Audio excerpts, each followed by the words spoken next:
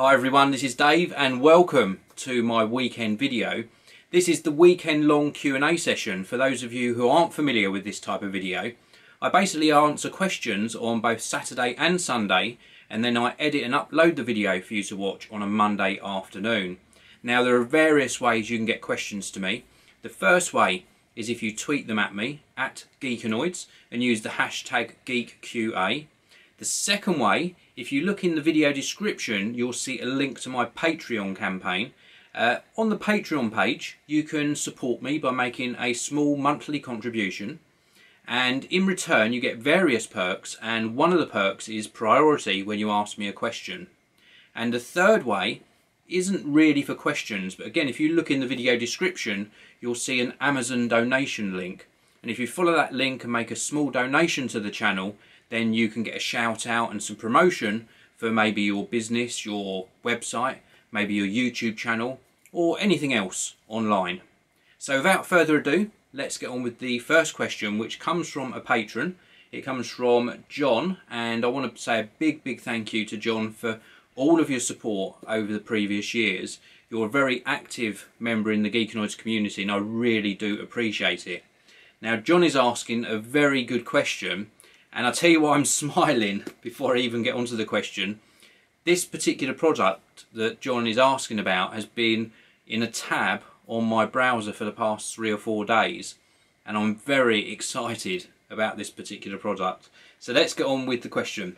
So John asks, he says, love the Q&As. Thank you very much, John. My question is, what are your thoughts on the new Lytro Illum camera?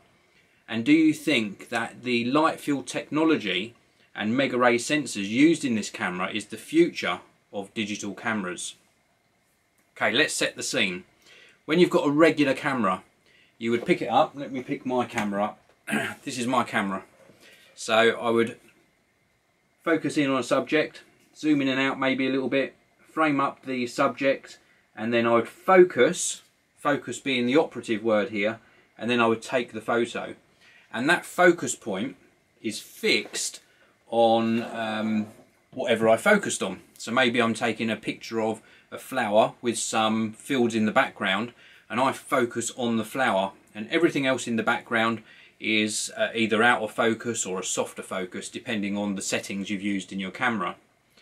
With the technology that's used in the Lytro range of cameras, and this is their second camera, it uses light field technology, so it uses light rays to capture the image. So it doesn't focus in, for want of a simple explanation, it doesn't focus on a particular point, and it creates what they're referring to as living photographs or living images. And then the viewer can then refocus on different points in the photograph to bring it to life. So maybe there's a lot of detail in the background. They could focus on what's in the top right hand corner of the photograph and see the detail of that, and they can explore the surroundings that the photographer has captured.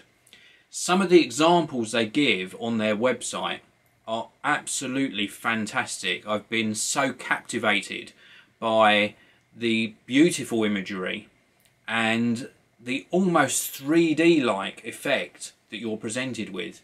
It really is amazing. You really do need to see it to believe it. I will leave a link actually to the new Lytro Illum camera in the video description, so you can take a look for yourself. So I'm very interested because I'm very much into photography, and this is something so exciting. It's not new because Lytro did release a very small camera. I think it was about a year or 18 months ago. It might even be a little bit longer than that.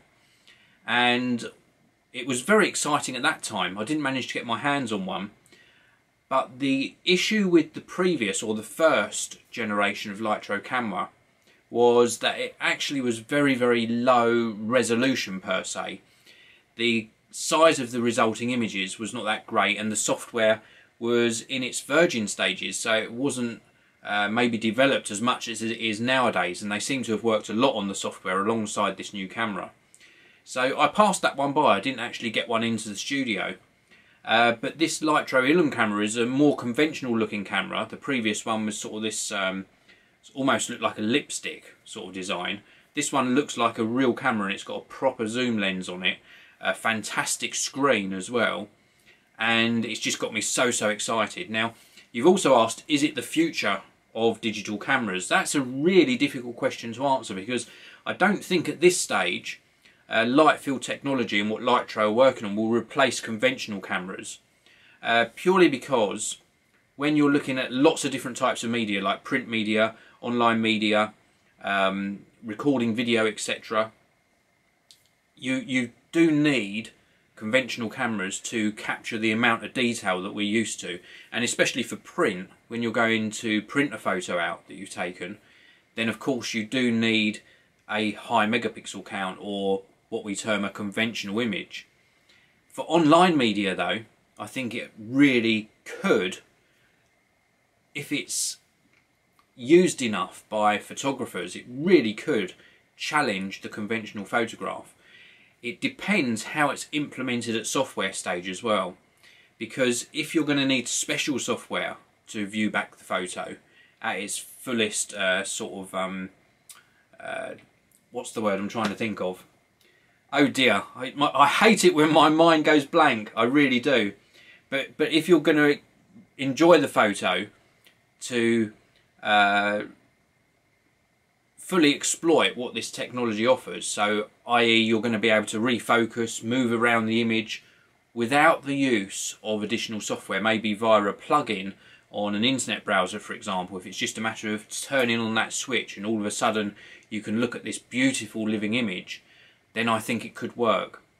If you're going to expect the end viewer or user to install extra applications and software that are quite tricky to use, or a special viewer, then probably not.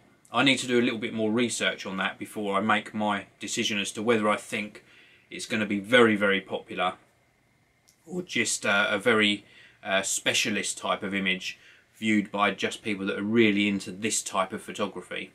But that is a brilliant question. I'd be really interested to hear what you think about it, John, in the comments section below.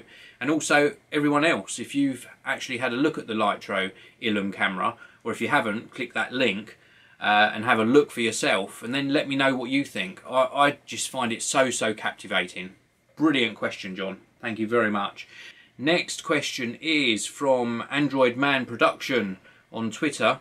What do you think of @SkeletonAmy taking over from Rachel Riley RR on the Gadget Show? Keep up the great work.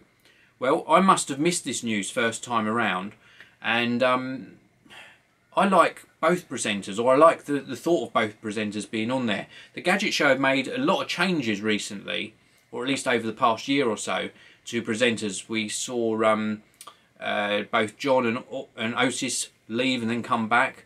Pollyanna, I think, has now left. If I'm up to date, I'm not sure. Yeah, I think she's left, or maybe she's coming back. I've lost track of what Pollyanna's doing. Of course, Jason Bradbury, good friend, has always been there on the Gadget Show from the start to current day. Now, @SkeletonAmy is Amy Williams, Olympic Gold Vancouver 2010 winner, and she does a lot of presenting nowadays as well. Whether or not she is interested in technology to the same degree as the other presenters is something I don't know. So only time will tell. I think change is good. It's a shame that Rachel Riley didn't stay on the Gadget Show maybe for another season. Or maybe she is. Maybe they're going to present alongside each other for one of the series of the Gadget Show. So I'm just going to watch this space. I'm not going to pass judgment because I haven't seen how Amy will fit into the dynamics of the Gadget Show. Next question is from Techius. What do you think about schools and businesses doing a bring your own device system? This is very interesting. Let's take a look at schools first of all. Going back a few years, schools started actually issuing pupils with the likes of netbooks and sometimes iPads as well, depending upon which country you're in. And I thought that was a good move because it gave pupils access to technology that they might not have access to at home. Not everyone's privileged enough to have access to a computer at home, and having your own device really does change the way that you use it. Switching this round to encouraging pupils to bring in their own devices, I think, is a very good idea. It means they're using a computer or a laptop or a tablet device that they're familiar with. I think the only concern I would have as a parent is to make sure that you have the right insurance in place. So if that particular device gets stolen, lost, damaged, whatever happens to it, that it is in fact covered by your insurance. That would be my main concern. With regards to businesses sort of offering this to employees as well, saying instead of using our computer systems, bring your own computer system, or again your own laptop, tablet device, etc. I think is fine to a certain degree, but then you've got to deal with the insurance aspect first of all, and then you've also got to make sure that you deal with the privacy issue or privacy issue as well. And what I mean by that is if you're working on sensitive documents in the workplace on your own machine, and then you bring that work machine home and other members of the family or other people have access to use that computer, you've got to have a way of locking down that sensitive information. I think that's extremely, extremely important. Of course, on a business's perspective, it actually saves them money in having to invest in equipment for everybody to use. So it works both ways. But a fantastic question again. Thank you very, very much for asking that one. So that's it for the questions so far. Don't turn the video off though, because there are more questions coming right up. Hi everyone, it is now Sunday. In fact, it's about 2 PM on Sunday afternoon, and I've got some more questions and answers coming up. But before I do that, I want to catch you up with what I've been doing so far today. Now, this morning I actually went round and visited my brother. He's just got back with the family from a trip that they made to the Philippines. Very quick catch up with him because they're all very tired. It's a very long trip to get out to where they were actually staying. I think from sort of door to door, it was round about 30 to 34 hours, something like that. So a long, long time. But they had a fantastic time. He's come back with a bit of a croaky voice and, you know, just not feeling that great. But I think that's primarily caused by the length of the journey. So that was really good. And then I also just picked up some shopping supplies for next week. So on with the questions, and the first one comes in from John White again, and John asks, just seen your Galaxy S5 review, which was actually published just this morning, and before I go on to John's question, I'll just let you know that I still wonder whether doing a review in the traditional format is of any use at all to anyone. And the reason I say that is because it provokes so much passion in other people's comments, and also people want you to reaffirm their opinion. Now obviously a review is me sharing my considered opinion about a particular product, but if I say something bad about a particular brand of camera or a particular brand of smartphone, and somebody watches that who owns that particular brand or likes that particular operating system, etc, etc, then they seem to really take offence and they want to defend the purchase they have perhaps already made. That's fine because, as I say, everyone's entitled to their opinion. But it ends up with such a large degree of bad feeling in the comment section. And if I respond to comments, they turn into sort of an argumentative nature. And that's not me. I'm not argumentative at all. I believe in everyone having an equally valid opinion about something. But as I say, people, when they're watching these reviews, they're not really looking for your answer. They're just looking for you to say what they want to hear a lot of the time. Not always. Some people take the reviews very well and see them that they are very constructive and obviously unbiased.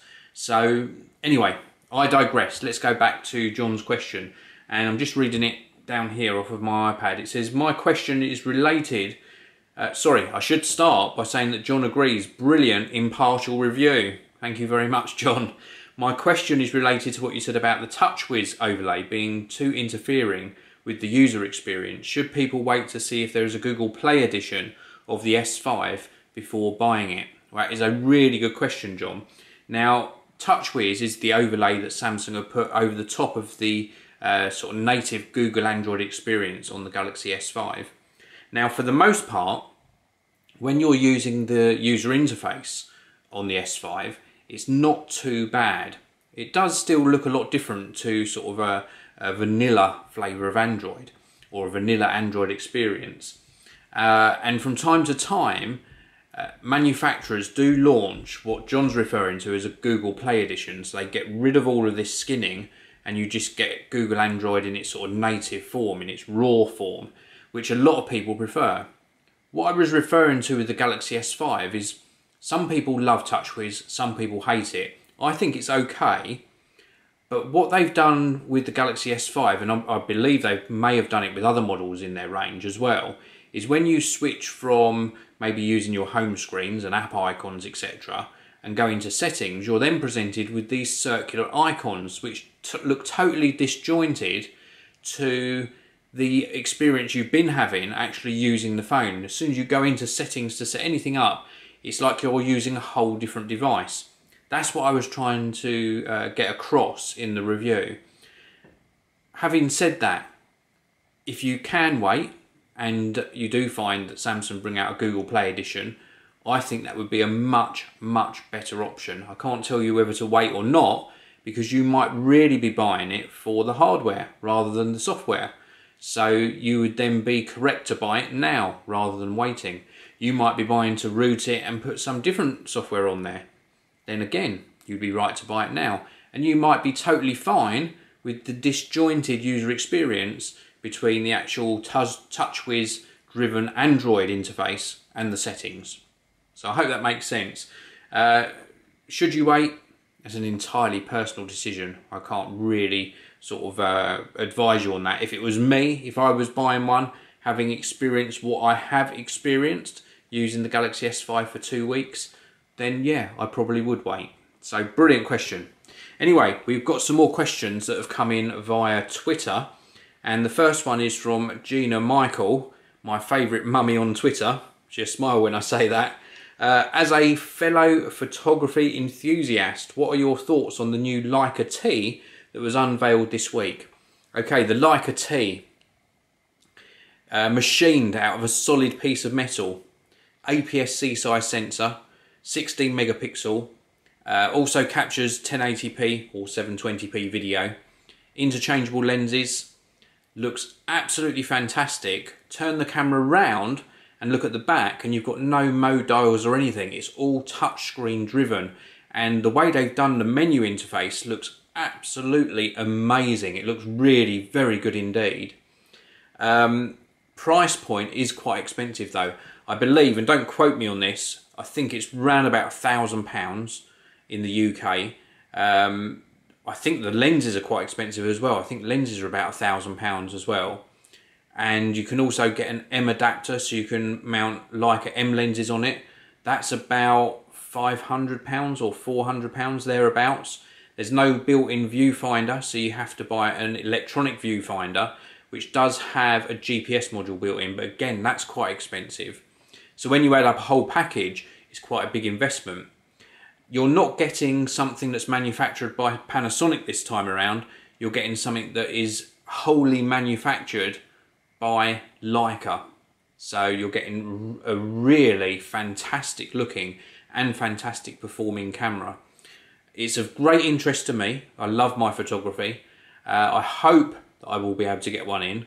Leica have never sent me anything to review though, so if I do get one in, I'll have to purchase it in. But it looks really very nice. And if the quality of the photos it produces are anything like my expectations, it's going to be one very, very special piece of equipment.